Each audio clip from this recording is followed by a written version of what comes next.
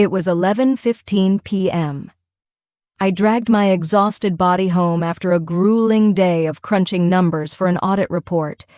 But instead of a warm welcome, my husband, David, met me with a stinging slap that made the room spin. He roared, "Do you have any idea what time it is? You useless brat! Get in the kitchen and cook dinner now!" Behind him, my mother-in-law and sister-in-law just sat there, tossing me looks of pure disgust because the table was empty. They treated me like nothing more than a cash cow and a maid. Before I reveal the shocking truth I discovered, please hit that like button so I know you're standing here with me. I stood frozen in the living room, staring at three faces fuming with rage just because their stomachs were empty. It was pathetic. David, the man of the house, who got fired in disgrace for borrowing company funds, hadn't contributed a single dime to the bills in a year. Next to him was my mother-in-law, who had just spent my hard-earned money at a spa, only to call me ungrateful. And then there was Sarah, my 24-year-old sister-in-law, whose only hobby was swiping my supplementary credit card for luxury hauls. They were parasites, draining the life out of me under a roof I was still slaving away to pay for. My years of sacrifice were met with nothing but cruelty and betrayal. Instead of letting weak tears fall, I took a deep breath and swallowed my contempt. I looked David straight in the eyes, no longer with fear, but with a terrifying emptiness. "Fine," I whispered. "I'll prepare the gift you all truly deserve." I turned and walked into the kitchen, ignoring their mocking laughter behind me. The sound of the knife hitting the cutting board began. Thud, thud, thud. The rhythmic pounding echoed through the house, deceiving their hungry bellies into thinking a feast was coming. Little did they know, there was no meat or vegetables on that board. I was chopping at the air, creating an illusion of submission while I prepared the lethal blow in the shadows. Exactly 20 minutes later, I walked out with a polished silver tray covered with a formal lid. The three of them scrambled to the table, silverware in hand like hungry scavengers. My mother-in-law smirked. "See, was that so hard?" But when David eagerly yanked off the lid, his smile froze. No steam, no savory aroma. On the tray lay 3 cold files, the house deed in my name only, signed divorce papers, and a thick stack of financial statements with every single one of their expenses highlighted in yellow. This meal brought a suffocating silence to the room as the brutal truth began to sink in. If you're holding your breath for their reaction, don't forget to subscribe so you don't miss what happens next. I stared at David's pale face and began to reveal my trump cards.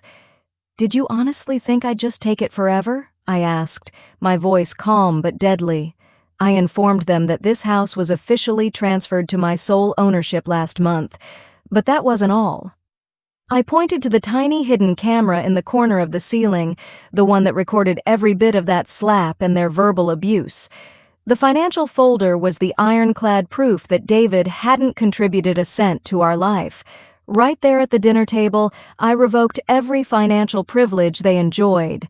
From this moment on, their parasitic lifestyle was officially over. David let out a roar, his face twisted in humiliation. He lunged at me, trying to exert the same dominance he always had, but he stopped dead in his tracks when I calmly held up my phone.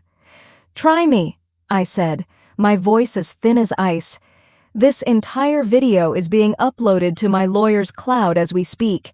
Do you want a quiet divorce, or do you want to face criminal charges for domestic battery?" The cold conviction in my eyes made David tremble. He looked around the luxury home and realized everything, from the sofa he sat on to the car in the garage, no longer belonged to him.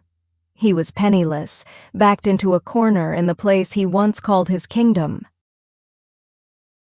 I didn't give them a second to recover. I pulled 3 large black trash bags from the cabinet and slammed them onto the floor at their feet. "I packed your junk this afternoon. Everything I consider garbage is in those bags. My mother-in-law started clutching her chest, faking a heart attack, while Sarah wailed, hoping I'd cave in like I always did. But my heart had turned to stone. I crossed my arms, checked my watch, and gave a cold command. 10 seconds. You have 10 seconds to walk out before I hit the button for neighborhood security. Don't let the neighbors see you being dragged out like common thieves. My decisiveness shattered their theatrical performance instantly. David staggered toward me, his hands shaking as he demanded the car keys and his wallet. I just smirked and delivered a chilling reply. Car keys? Don't forget whose name is on the title. That SUV is my personal property, and I have no obligation to lend a vehicle to an abuser. David went pale as he realized his lifelines were severed. To twist the knife, I showed him the notification on my phone. Every supplementary credit card had been deactivated 10 minutes ago. They were now truly homeless, without a dime to their names, staring at each other in despair as the darkness closed in.